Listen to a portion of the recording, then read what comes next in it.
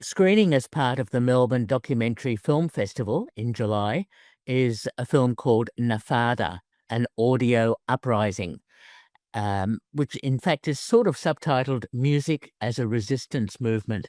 And it's my great pleasure to be speaking to the director of the film, Reginald Tiessen. Reginald, welcome to Movie Metropolis. Thank you very much, Peter.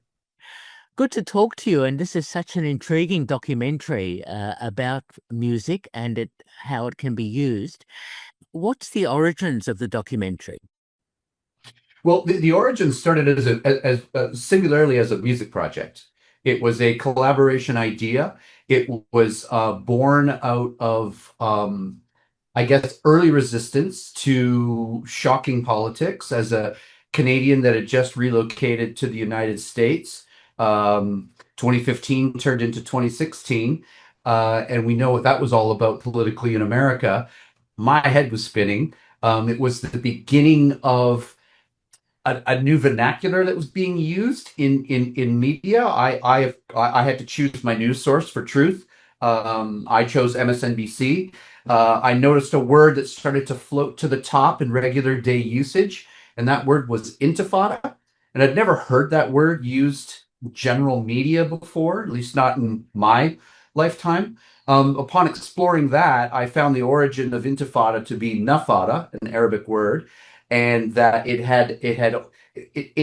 was born out of all of the resistance out of the Nakba 1948 Palestinian, the whole Palestinian movement. So it was right there that I kind of found the focus of a project. What is low-hanging fruit for me, it's what I know how to do. It's how to put music collaborations together. So the project started that way, purely as a music project to be a full-length album. I just had to go find the collaborators to best tell the story that I wanted to tell, and that's how it started. Ah, well, tell me about finding the people who are in your documentary and putting it all together. That's a great question, and it's a fascinating process. First and foremost, you start with a Google spreadsheet and Google.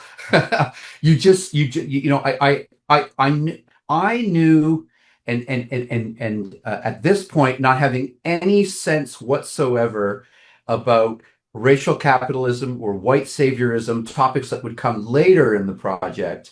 I had none of my instincts or impulses were pointing to that. It was absolutely altruistic and pure in its intention.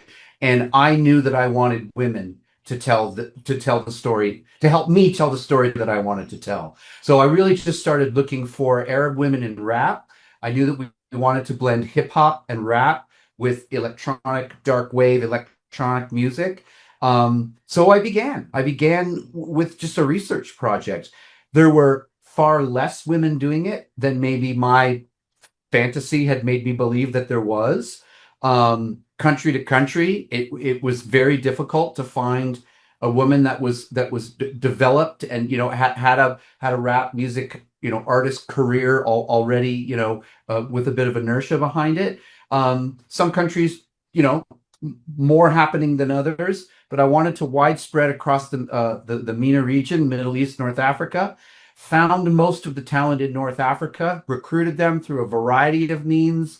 I've communicated with some on Snapchat, others on Instagram, others on WhatsApp.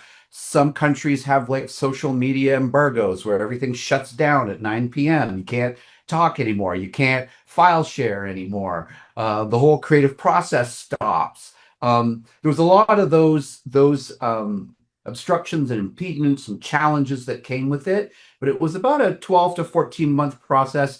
We dialed in our collaborators and off we were making the project. Oh, what a great process! What an interesting process, and you also supplement the documentary with some interviews and some live footage, outside footage, that sort of thing. So tell me about that whole process of how you put that all together. Well, that's also a great question. How how did this become a film really was, and I think a lot of artists met this same moment where we were all in stride. We were all making something prior to COVID. We had all of the same historical plans, make an album and it gets a year to 2 years of life, and then you go tour it, and but all of that was just absolutely destroyed by COVID. This project did have inertia before COVID. It was going to do big things in way of release and touring, but all of that stopped, and it just never came back. I think like a lot of artists or businesses or companies realized after COVID. So kind of sitting and pondering. I'm a transmedia artist anyways, so it was really about repackaging the story, less about repackaging the music, repackaging the story and retelling it in a different way, using a different medium, but then using the music as the absolute foundation and build up from there. So, fortunately, we had a live performance invitation in Detroit, Michigan, at the Concert of Colors Diversity Festival. That was the beginning of kind of a audio project turns visual. After that concert was captured, I definitely was convinced that there's something really, really special about this project. And then I went back to the original way that we approached the project and kind of getting the music done. It was never done through like picking, historical themes or asking the collaborator to kind of fit this round peg into this round hole. We basically went with words and prompts to kind of inspire direction, creative direction. So I really, as the film, as my interview component of the film lays out in this field, it's not your typical question and answer. I think I kind of invented a new mode, and I call it prompt and response. So single word prompts were basically what I put out to the women in the first place to get their ideas rolling for making the music. I used the same approach in the interviews. So prompt and response really was single words out, stream of consciousness back. There was a lot of listening when you let an interview flow that way in that mode. It behaves differently than a typical question and answer. And I by no means wanted to structure or direct or in any way give any type of pointed direction to the interviews. It really truly was let them talk, let the women express everything they want to express, and I'll make something out of this salad later. Okay, a really interesting process.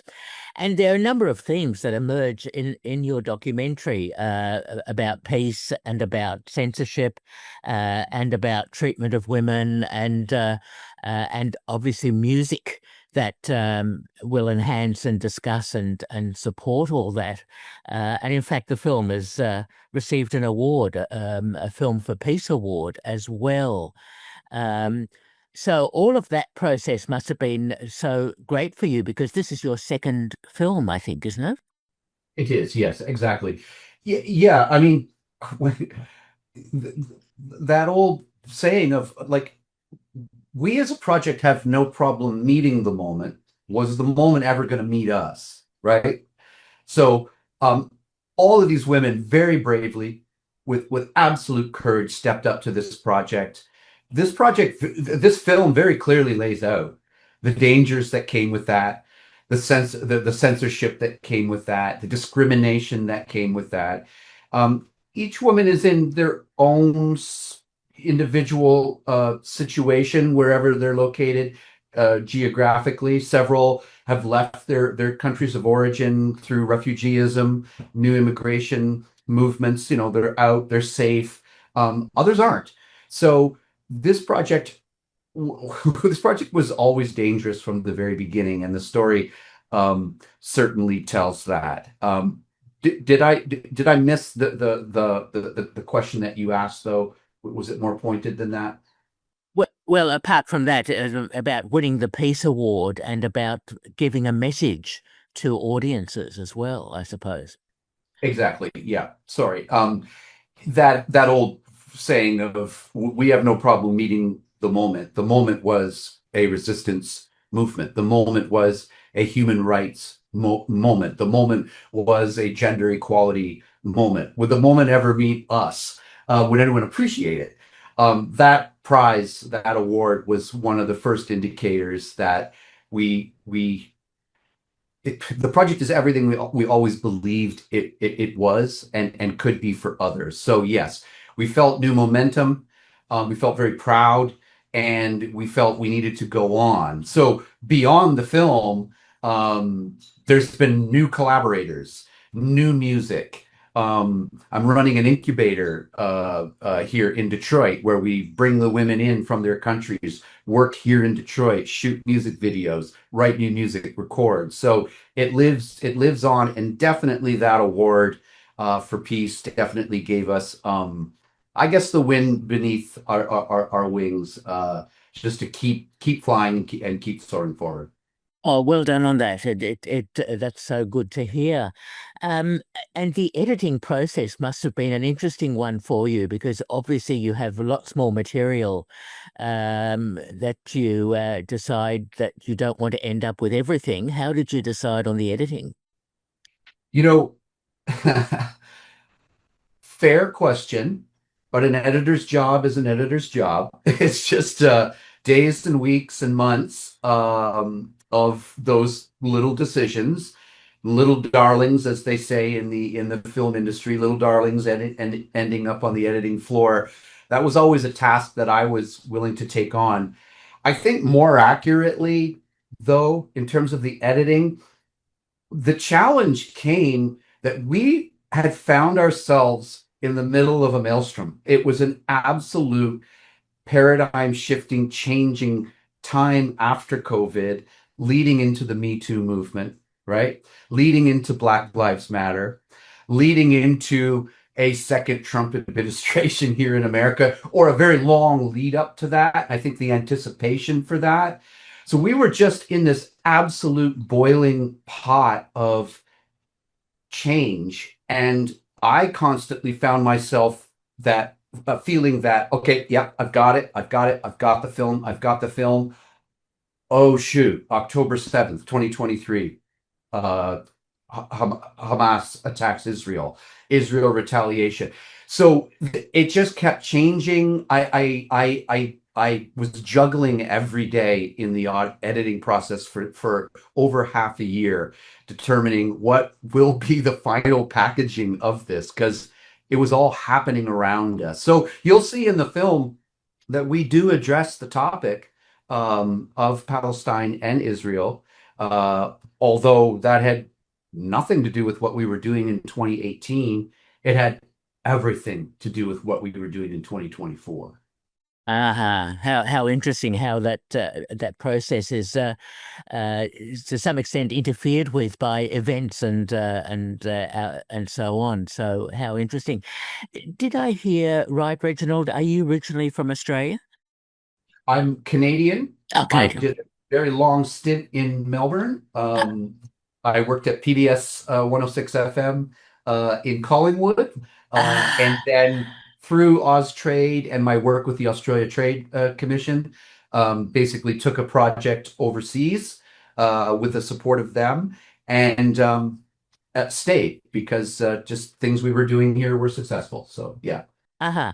So how has working in Detroit, in the USA, been for you in terms of getting projects up and making films and so on? Yeah, it's a great question. Like certain aspects of Melbourne when I was there for approximately 10 years, there were pockets of Melbourne that remind me a lot of Detroit, just underdeveloped, no attention being paid to it. I know Melbourne is an entirely different city, 18, 19 years later since I've been there. But Detroit is just this absolute and open canvas for creation. I mean, again, much has changed with Detroit. We are a metropolis, very modern city today. But the early years that we were here, it was no holds barred, open canvases, open decaying buildings, swaths of land, just totally undisturbed. You could get out and create and find props and things and shoot music videos without permits and use fire. And police didn't care. They had bigger things to do, and we could just get away with just absolute hellfire in Detroit. And it was great for the storytelling. And again, the film does reflect a lot of that too. You'll see components of our video making to be very fire oriented. Again, I could never get away with that in Detroit today, but we did then. So Detroit has always pushed the electronic element of music for us. Detroit being the birthplace of techno. That played very heavily into the music making of what we were doing as well too. So yeah, Detroit's a player in the project for sure. Yeah. I understand. Now, with NAFADA and Audio Uprising, I read that you're coming to Australia to do a masterclass as well.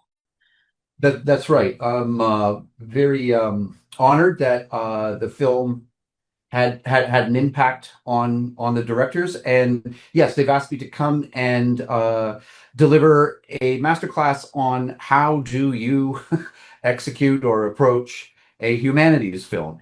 I have a feeling it'll just be a half hour to 45 minutes of me retelling this story, but probably getting a little deeper into the weeds about the challenges and the fears that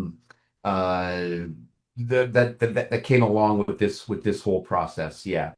Oh, excellent. And apart from the Melbourne Documentary Film Festival, which of course it's screening at as we're discussing, I gather the film has screened at other places. It has, yes. We've had quite a busy year, starting in 2024.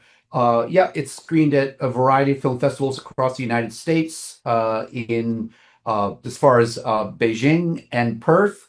I would say that the first festival that accepted the film, again, when you were in your earlier questions, just looking for indicators of its success or indicators of has all we worked on, is it worth it? The very first film festival to accept NAFADA and An Audio Uprising was the Muslim Film Festival in Perth, Australia. Again, there's some controversial tone in this film. It questions and challenges certain Muslim doctrines, especially within the genderism and gender equality component to this film. So the fact that they saw value in this film, as controversial as it may be, that was an indicator to me that there's something special about this project and the storytellers in it. Oh, look, well done on that. That's great to hear. And Reginald, I'm interested. Are you working on another film or project at the moment? Yes. Thank you for that question. I have an interesting. I guess I just keep inviting controversy, fear, censorship, and melancholy into my life. We're in the process of exploring a film right now, which sees the story of the Middle East's only maestra, female orchestra conductor, currently based in Poland. She's Jordanian Palestinian, and she is without an orchestra. I think you can put that math together. There's no one that survived. She's looking, or will be looking, for an orchestra. And we are in the process of exploring right now how we will take this same Detroit musical energy and collaboratively work with her to score a 30 to 40-minute opus, which remembers all of the lost lives in Gaza. We're untitled at this point, and unfunded, but we will get there. Oh, look, congratulations on that, because it sounds like a really interesting project, and I hope that works out. And congratulations for NAFADA An Audio Uprising, screening as part of the Melbourne Documentary Film Festival, and Reginald will be in Melbourne for the screening and for the masterclass. And Reginald, great talking to you. Thank you so much. And thank you, Peter, very much. Appreciate you. Okay. All the best, Reginald Tiessen.